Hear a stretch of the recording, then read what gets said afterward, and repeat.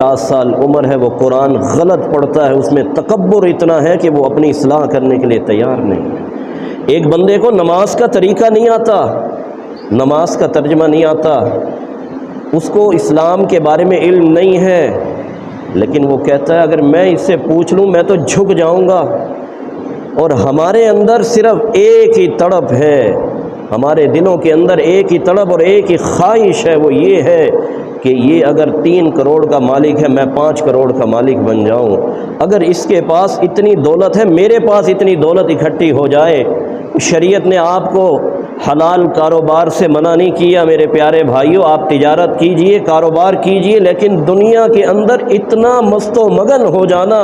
اپنے رب کو بھلا دینا اور اللہ سبحانہ و تعالیٰ کے پیغمبر صلی اللہ علیہ وسلم کی احادیثوں کو چھوڑ دینا۔ نماز ہو رہی ہے، کوئی فکر نہیں ہے، اسے کہا جاتا ہے کہ بھائی آئیں دینی مجلس اٹینڈ کر لیں، یہ کہتے ہیں میرے پاس ٹائم نہیں ہے۔ اس کو کہا جائے بھائی آئیں نماز پڑھ لیں، یہ کہتا ہے میرے کپڑے درست نہیں ہیں۔ صرف مسجد میں جانے کے لیے یہ بہانے لگاتا ہے، باقی جہاں بھی یہ جائے گا طرح طرح کی میٹنگز میں یہ جاتا ہے۔ اس کو کتنا خیال ہے لوگوں کا کہ اس کی فلاں جگہ میٹنگ ہے، یہ 1 گھنٹہ پہلے چلا جاتا ہے، لیکن مؤذن اذان دے رہا ہے، ٹھیک ہے، اللہ بلا رہا ہے کہ میرے بندے آ جاؤ نماز کی طرف، آ جاؤ کامیابی کی طرف،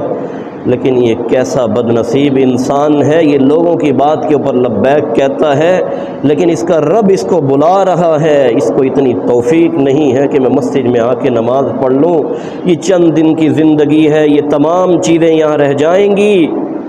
لیکن جو قبر میں آپ کے ساتھ رہے گا وَيَبْقَى مَا وَاحِدٌ وَهُوَ عَمَلُ، جو آپ نے نیک صالح اعمال کیے ہوں گے